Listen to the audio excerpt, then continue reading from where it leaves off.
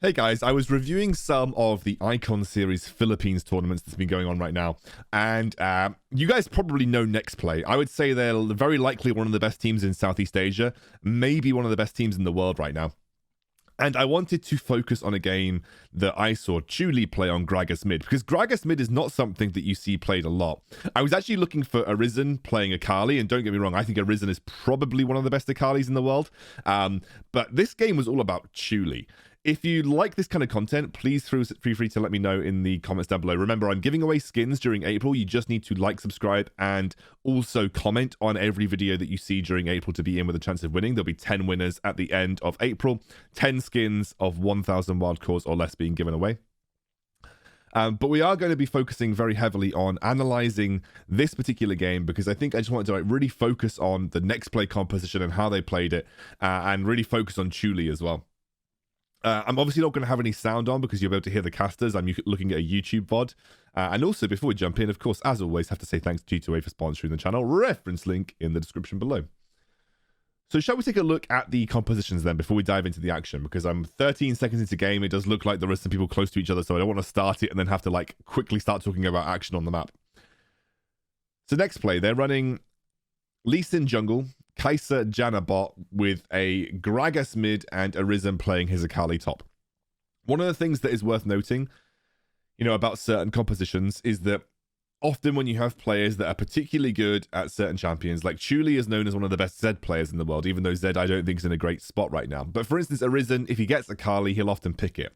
So regardless of the composition that, Arisen finds himself in, if he gets Akali, you're usually setting up a win condition for your team. And that's the difference that you need to know about pro play compared to maybe just pure compositional stuff in solo queue, in the sense that Arisen is a great Akali player. So in draft, if Arisen gets the opportunity to play Akali, it's very likely that he's going to pick it up, and then the team builds around that. So they're running kind of like a split push comp, in the sense that Arisen will be able to split push, find the 1v1s pretty much the entire game. Chuli could go into a 1-3-1 if he wanted, but other than that, they're just running like a good disengaged comp, plenty of damage. But they also have a really good engage to deal with the Seraphine. Like the key target, when you look at Team Secret's composition, who are running Camille jungle, by the way. I've been seeing quite a lot of Camille jungle in the Icon series. When you look at Team Secret's composition, like the main threat is Seraphine. If you kill Seraphine in a team fight, then you know that you are going to win the team fight. So what's the best way to deal with Seraphine? Gap closing and CC. So Lee Sin jumps in, kicks the Seraphine. Gragas body slam, uses his ultimate, isolates the Seraphine. Kai'Sa jumps to the Seraphine when she's targeted by your allies. So killing the Seraphine for Next Play results in an automatic team fight win in most scenarios, because the Team Secret composition doesn't really make much sense from a pure team fight perspective. Like Fiora's not a team fighter, she's a split pusher, so she's likely going to be going toe to toe with Akali in a side lane. The Camille jungle, whilst level 5 ganks are incredibly strong and actually has a pretty good gank threat all round, she's not going to scale into the team fights as well as a Lee Sin will. Lee Sin has got lots of isolating potential, lots of CC, a lot of mobility as well, and in general is going to clear the jungle a lot quicker than the Camille, and will have a better early dueling than the Camille. So for Team Secret, I guess that their plan is keep the Seraphine safe, use her for wave clear, really rely on the Camille and Fiora to push those side lanes and potentially take turrets. But they probably don't want to team fight all out, because they don't really have a super strong team fight unless they absolutely line up all of their abilities. Into Next Play, I think Next Play win these team fights 99 times out of 100 as long as you kill the Seraphine. So that's my personal opinion on the compositions. Let's look through the game. So I really want to focus on Chuli, because Gragas mid is not something that gets played a huge amount of. As of late anyway. Gragas mid kind of fell off a little bit. He received quite a lot of nerfs, which made his mid lane matchups a lot worse. But Seraphine is a very low HP pool. Gragas has a lot of sustain, so going into a matchup like Seraphine where there's going to be a lot of poke, like Gragas is good for that, especially if you take things like the honey fruit and the regeneration. Like, you're just going to be regenerating a load of mana, a load of HP, keeping yourself safe, and then with the Gragas passive, it's going to be even better. And Seraphine's got low HP, so if you just land 1 or 2 barrels, you are going to be threatening Seraphine and killing her relatively quickly. Like now, you can see Chuli probably 4/5, Tatsuri almost at half HP. Like, just these 1 barrels, if you can hit them, they are going to be dealing a crap ton of damage. And plus, you've also got to see that Chuli has gone for Summon Airy. He hasn't gone for Electrocute, which is the standard Gragas rune. The reason he's going for Summon Airy is because it's unlikely that he's going to be chaining 3 abilities or basic attacks together. What he's primarily looking to do is poke her down with the barrels, using the Summon Airy as a way to deal a little bit extra damage. Now you can see he's gone for a body slam, still has a huge amount of HP advantage over Tatsuri. It's a matchup that is very difficult for the Seraphine because she can't really trade effectively versus him. So it looks like they are collapsing onto the bottom Rift Scuttler. Chuli is coming to contest this. They're going for a 3 versus 3 right now. Now, Lee Sin is coming down. Body slam on. That's pretty good. Takes out Trebor. Trebor gets knocked up very high. That is a Unbreakable coming through from the Brawn, but Trebor fails his jump over the wall. And next play, just absolutely pop off at bottom Rift Scuttler. And that is exactly what we talked about. Exactly what we talked about. Camille does not duel early. She's not an early duelist. Brilliant, brilliant tornado from Disaster. That was absolutely gorgeous. The bot lane tower dive at 2 minutes into the game. Perfectly executed. Now, the Braum Unbreakable was really, really good. Don't get me wrong. It bought a lot of time. But honestly, you can't duel early as a Camille. Like, you can get forced off these neutral objectives. I think the one saving grace that Team Secret got there is that they actually got the bottom Rift Scuttler. But, you know, Tatsuri was pushed into tower. I mean, I might go back and quite quickly look at it. Unfortunately, it's a very long VOD, but let's go back and quickly look. All right, pause here. Tatsuri, I don't know if you can see my mouse. Tatsuri at his own tower had to push a wave out. So Chuli pushed the wave in, immediately responded and came down towards this Rift Scuttler. Lee Sin moves from top Rift Scuttler to bottom River Scuttler. And the wave is neutral in the bot lane. So Disaster and Uzi managed to walk their way around the blue side jungle, and they're able to collapse. And this is only possible because Chuli was winning the mid lane matchup so hard versus the Seraphine that he was able to rotate with very little drawback. Like, Seraphine had to push the wave off tower, and she's now only just responding. She's even turned around because I think she's a little worried about the Lee Sin catching her out as she heads down towards this bot lane. So, like, Tatsuri, half HP, can't really join the fight, already forced out because the Lee Sin is there. She's worried about the Lee Sin, and Chuli pushed her into the tower so she couldn't respond. And when I say pushed into the tower, what happens when you push an enemy into the tower is if something happens on the map that they need to respond to, like an invade or like a fight around the River Scuttler like this, they need to make the decision between losing minions and experience or coming down to help their team. And it's a really tough decision to make. Most of the time you take the minions and experience because it's by the time that you've actually got down to your team, it's probably too late anyway. Let's play it out. Okay, so really great Unbreakable from the Braum. Everybody's on the wrong side of the Unbreakable right now. No one can get around to Chewy. It's a really, really good Unbreakable, well-placed and well-timed from James. But they overcommitted. So right there, Trebor overcommits for the River Scuttler because he steps forward, steps past the Unbreakable. So Trebor's no longer protected by the Unbreakable. The body slam comes through from Shirley, and another, like, Disaster's had some absolutely banger tornadoes, and Joshi is already here. You can see that Tatsuri, he decided that actually, instead of coming down to this bottom lane play, and this is probably something that happened on comms with his team probably said, there's no way you're going to get here in time. You push the minion wave to the turret. So this is actually a pretty good play from Tatsuri. What I would have liked him to do is potentially stay and take some plates from that mid lane tower, because it looks like he's backing very early on. But he's basically said, okay, Chuli's gone bot. I'm going to deny him as many minions as I possibly can, which is why Tatsuri stayed in the mid lane. But that was just a really well executed play from next play, and again came from the mid lane pressure that Chuli had, and in general, like, there was just a bit of an overstep from Trebor on the Camille. But honestly, Disaster, what a beast on this Janna! What a beast Disaster is on this Janna! That was some insane Janna tornadoes. We're going to skip forward a bit, just go back to where we were in the game. So next play have got a 1.6k advantage. It's like a decent advantage to work with. The first Drake is the Cloud Drake. Now, interestingly, Riot confirmed, JCM confirmed on Twitter, that the Drake with the highest win percentage in the game is Cloud Drake.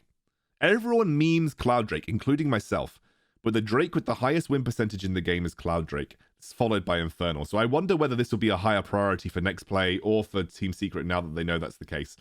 Something that you can see here, Tatsuri is level 6 compared to Chuli's level 5. That was because, again, Chuli was denied a lot of minions, so Tatsuri does have the experience advantage in the mid lane.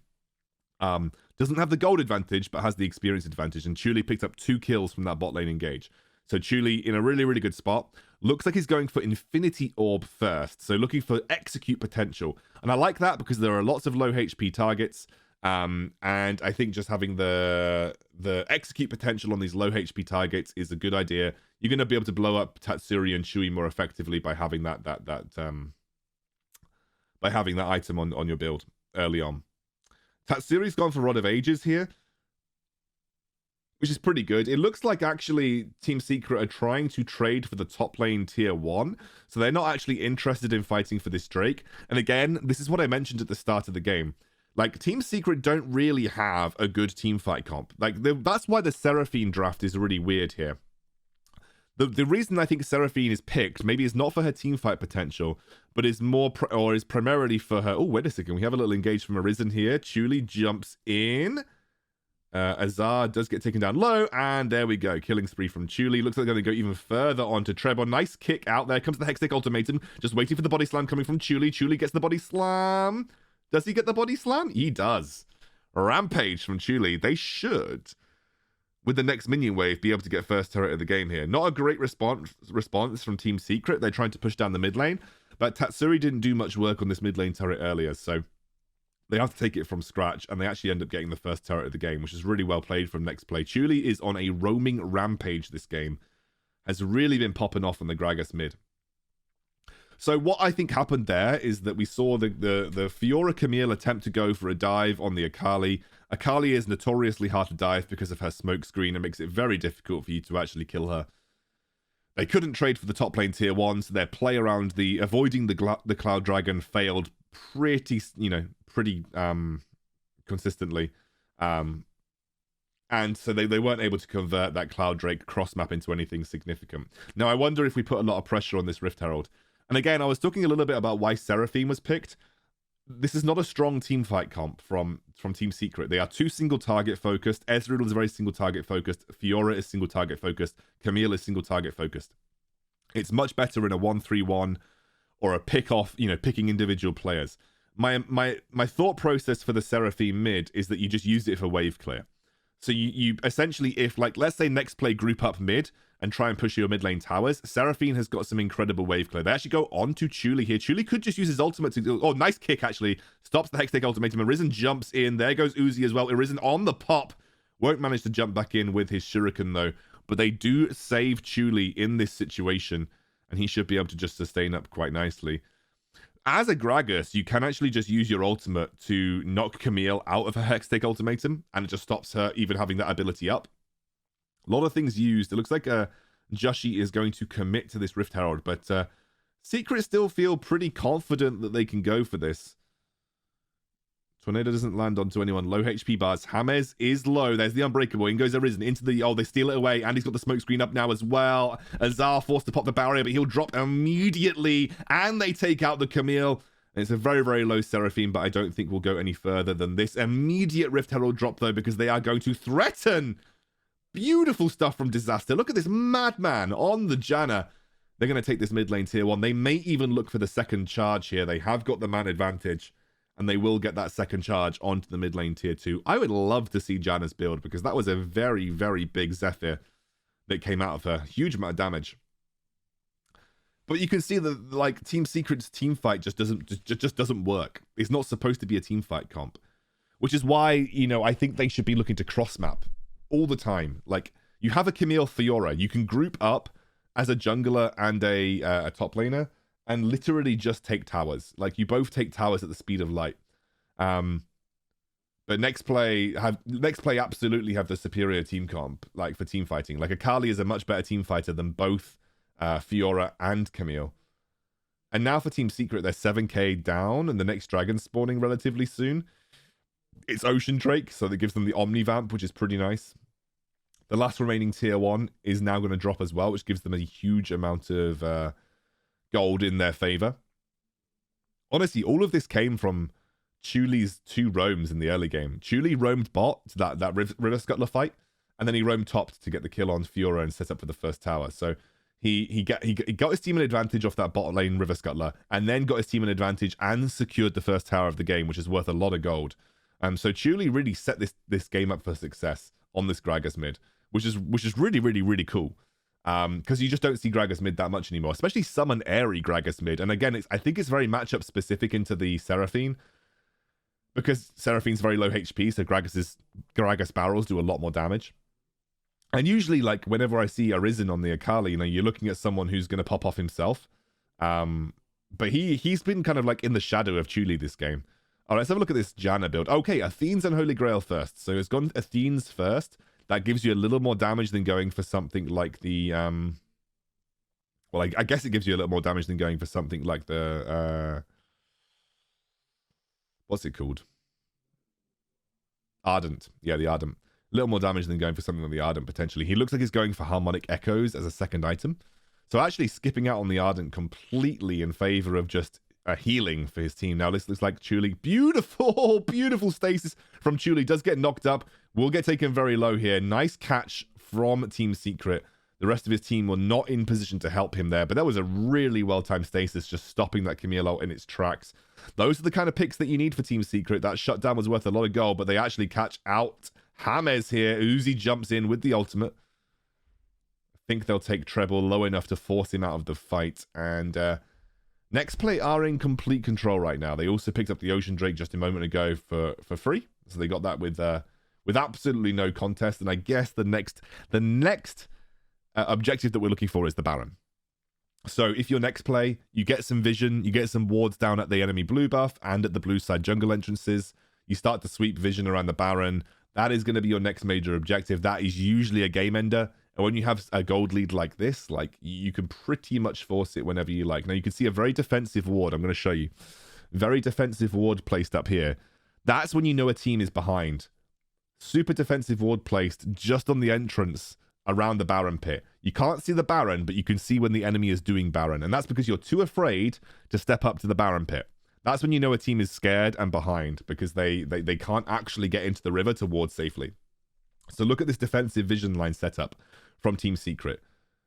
Blue ward, all in their own blue side jungle. They are setting up to protect a blue side jungle invade in terms of vision control from next play. Now, next play has started up this Baron. Now, obviously, because that ward that Disaster is sat on right now, they know it's happening.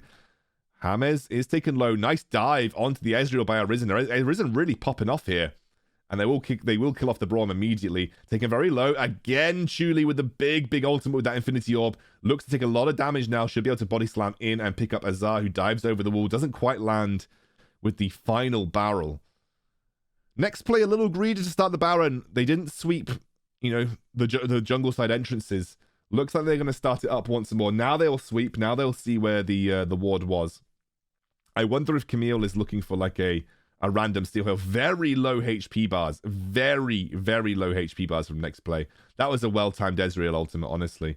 That just caught everyone, stopped the Baron in its tracks, and you can see next play did not want to risk it because the entire Team Secret team is back on the map. So really, really well played with the Ezreal ultimate there to stop that Baron in its tracks. And actually, because they backed off, Team Secret are going to get this mid lane tier 1, their first tower of the game at 12 minutes. But it is an important one. It does open up the map to be a bit more aggressive around vision control of Baron, which is important. Looks like Azar on the Fiora trying to take this tower. He may have overextended for this, though, because Uzi's here. And if you know the AD carry, if the AD carry's running at you by himself, you know that the rest of the team is there. They're going to catch out Trebor as well.